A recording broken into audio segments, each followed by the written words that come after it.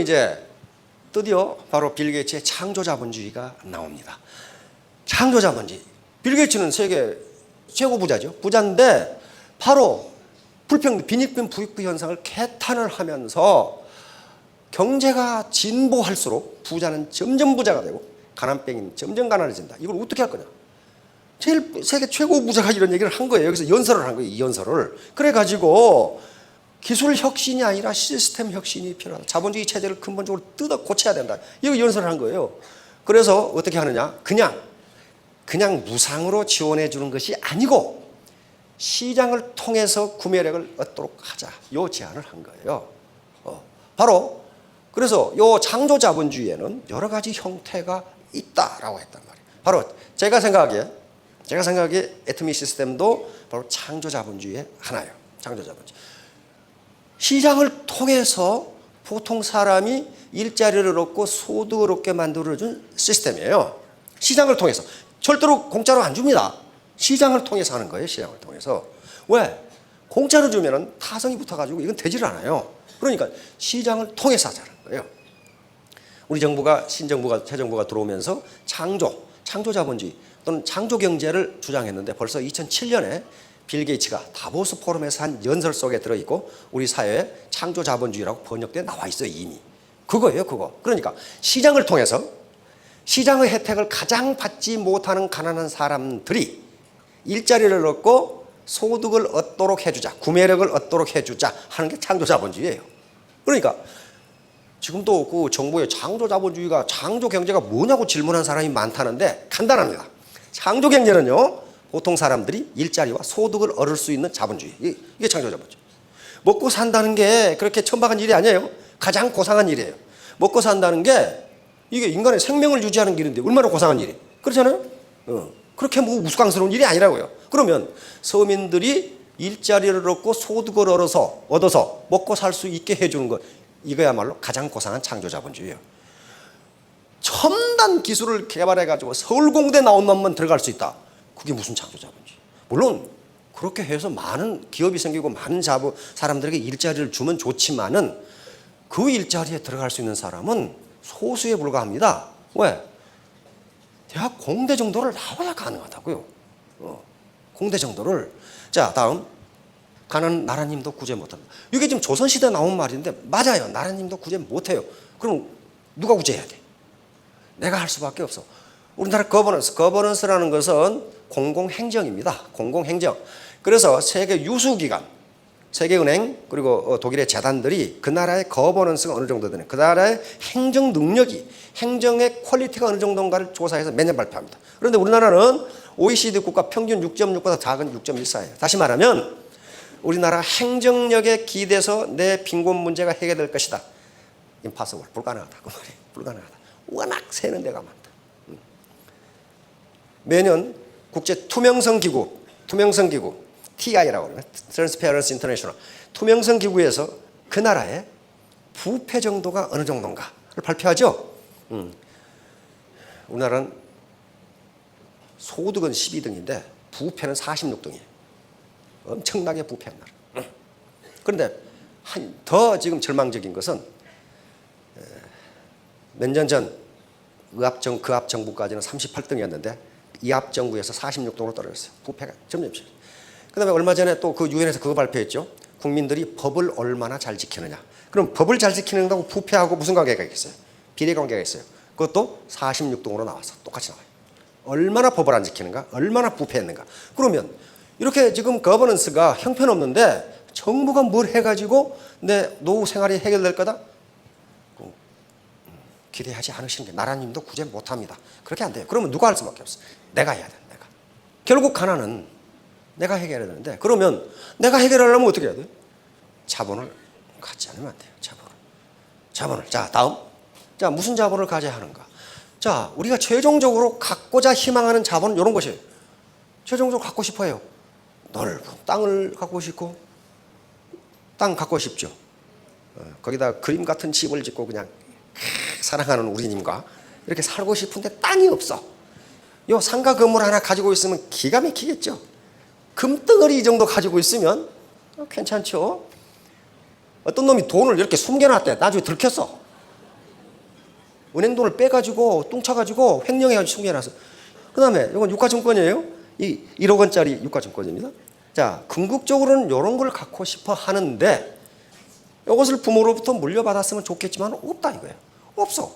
그러면 절망하고 앉아있을 것이냐? 중국집도 닫았는데 울고 있을 것이냐? 지금 그 말이에요 지금. 자, 다음. 다행히 이제 자본 축적 과정입니다. 이런 것들이.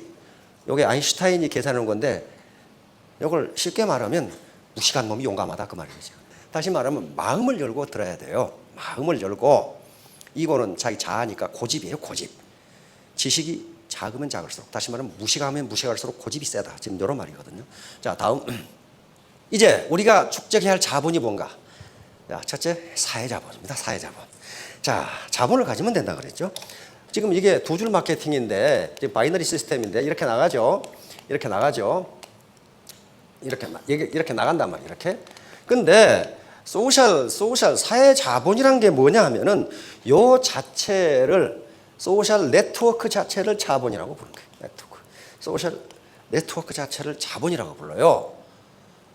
이건 사회학에서 굉장히 중요한 개념이에요. 일반적으로 로어 클래스나 일반 서민이나 어퍼 클래스, 높은 사회적 지위가 있는 사람들이나 네트워크를 전부 가지고 있어요. 소셜 네트워크를 가지고 있다고요.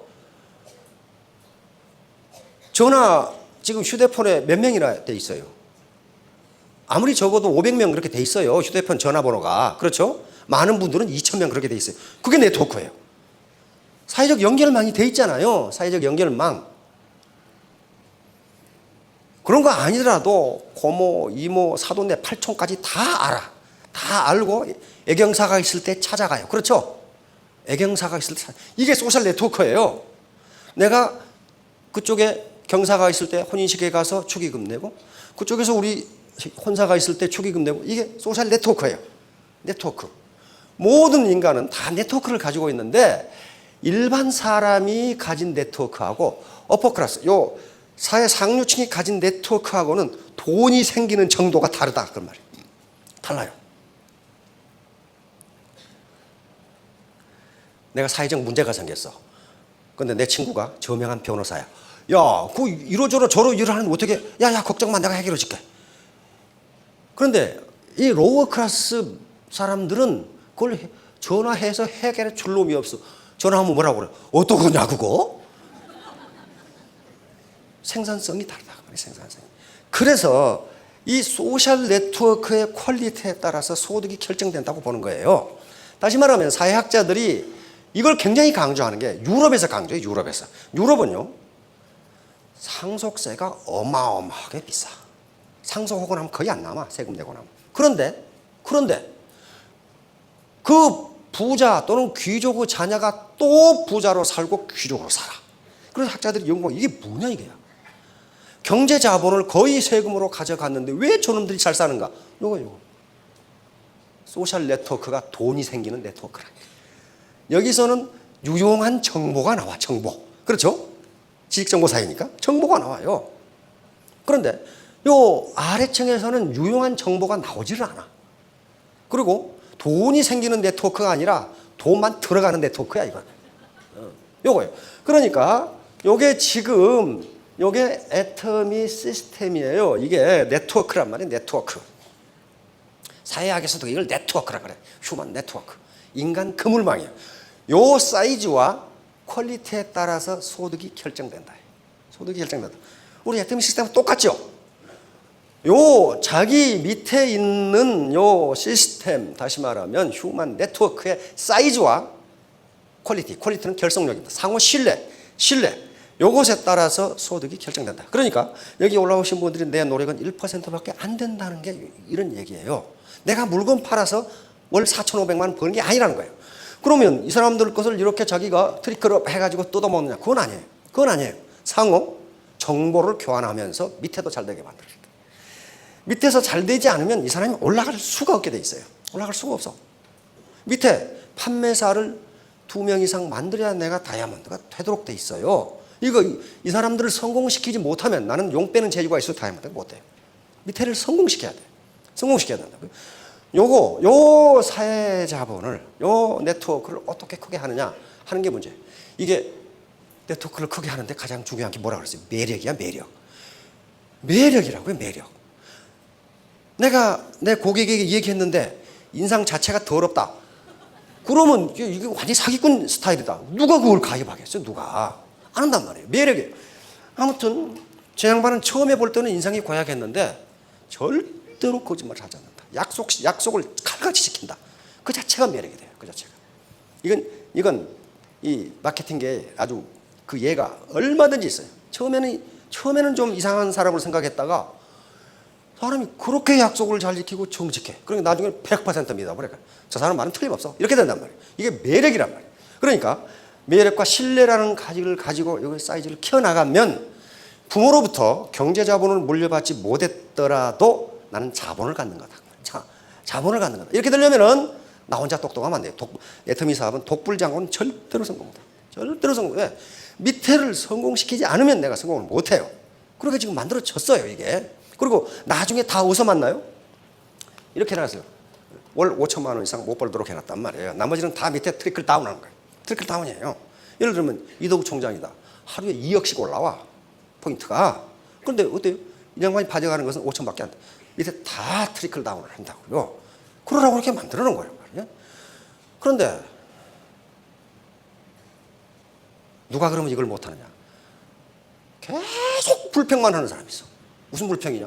어째서 홈페이지가 이따구로 생겼고 클릭해도 안 되고 인터넷에 들어가니까 어떤 놈이 가격 파괴하고 아니 내버려 둬 그걸 파괴하든지 무슨 뭐 쌀만 먹든지 그래 자기가 간섭하냐고 그런 거 하는 사람이 있어요. 거리에 샵을 내가지고 내버려 두라고 샵하다 망하든 어쩌든 그거 망하게 돼 있으니까 그런 것만 신경 쓰는 사람이 있어요. 그런 것만 자기 일도 지금 신경 쓰기 바빠 죽겠는데 한 나무 일만 신경 쓰는 사람.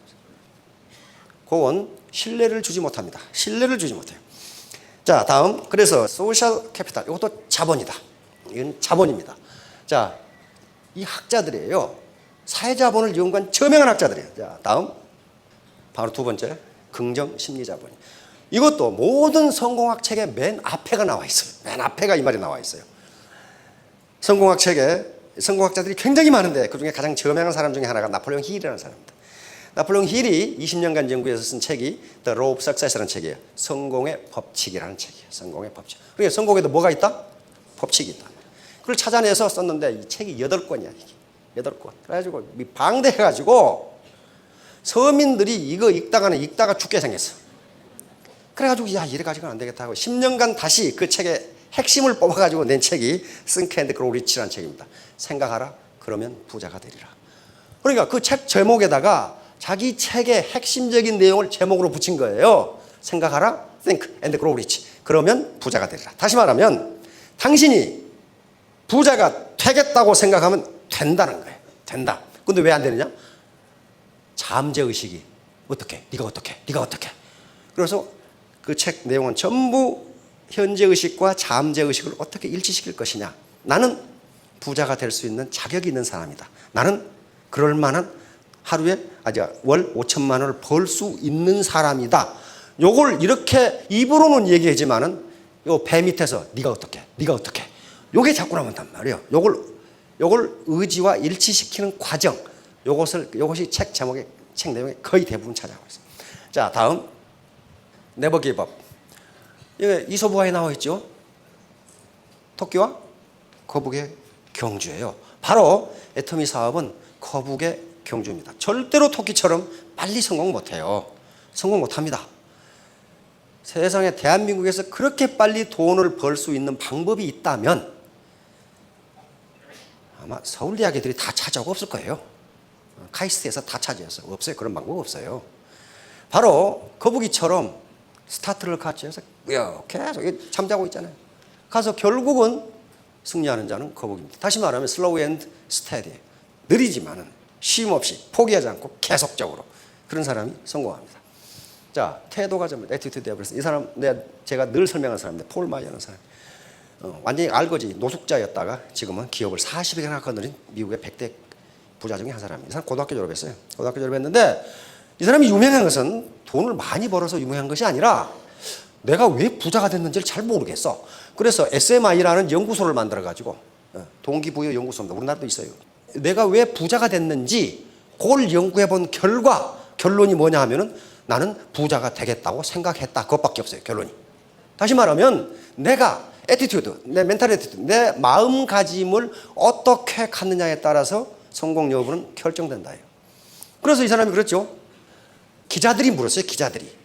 당신은 왜 성공했다고 보느냐. 실패한 사람은 왜 성공 못하고 실패하냐. 그러니까 기자들한테 대답하는 말이 이 말입니다. 인생에서 실패한 사람의 90%는 실제로 실패한 것이 아니다.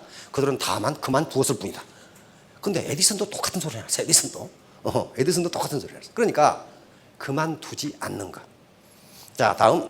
자, 겸당급심. 이것은 셈은 깊은데 두레박줄이 짧다. 지금요, 셈에 물이 없는 게 아닙니다. 지금 사회에 돈이 없는 게 아니에요. 한국은행에 계속 돈 발행해요. 돈 발행해요. 5만 원권 계속 찍었는데 다 어디로 가버리고 없어. 지금 전부 다 냉장고에 넣어놨는지 지금 금고에 넣어놨는지 말이지. 한국은행에서 지금 골치 아파요 지금. 왜? 은행 이자율이 낮으니까. 이자율이 낮으니까 부자들이 죄다 5만 원권만 나오면 그냥 손으로 채가지고 냉장고에 집어넣는지 그다 집어넣다 없어져버려요. 그러니까 돈이 계속 찍어 나오는데 여기 계시는 분의 대부분의 주머니에는 5만 원권이 별로 없다. 그런 말이에요 지금. 또 어디 갔느냐 하는 거예요. 어디 갔느냐. 그러니까 셈에 물이 없는 것이 아니고 뭐가 짧다? 두레박줄입니다. 이게 두레박줄 자본이에요. 자본이에요. 두레박줄 자본이잖아요. 물을 기를 수 있는. 그러니까 암만 셈이 깊다고 거기서 불평하고 울어봐야 소용없어요. 하여간 두레박줄을 길게 하는 수밖에 다른 방법이 있겠느냐 말이에요. 없어요. 자, 그래서 바로 두레박줄이 짧다는 것은 인적자본. 내가 가지고 있는 인적자본이 부족하다요. 이걸 길게 할 수밖에 다른 방법이 없어요. 누군가가 물을 퍼주겠지? 안 퍼줍니다. 안 퍼줘요. 자, 다음. 자, 그래서 결론은 소굴 대시입니다. 이것은 개구리가 멀리 뛰기 위해서는 어때요? 몸을 굽혔다가 뛰죠. 100m 스프린터를 할 때 꼿꼿이 서서 달리는 놈은 없어요. 이렇게 해서 박차고 앞으로 나갑니다. 그렇듯이 애터미 사업도 다단계 사업이 사회적으로 그렇게 인식이 좋지 않기 때문에 옆에서 친지, 가족 또는 친구들이 뭐라고 얘기하는데 나폴레옹 힐의 책 보면 그런 게 있어요. 이 세상에서 가장 값싼 상품은 무책임한 의견이다 그래놨어요. 애터미 사업 또는 다단계 사업 어떤 사업을 하지 말라고 하는 조언을 하는 사람이 있으면 그 사람한테 물어보라는 거야. 그러면 네가 내 노후를 책임질래? 왜?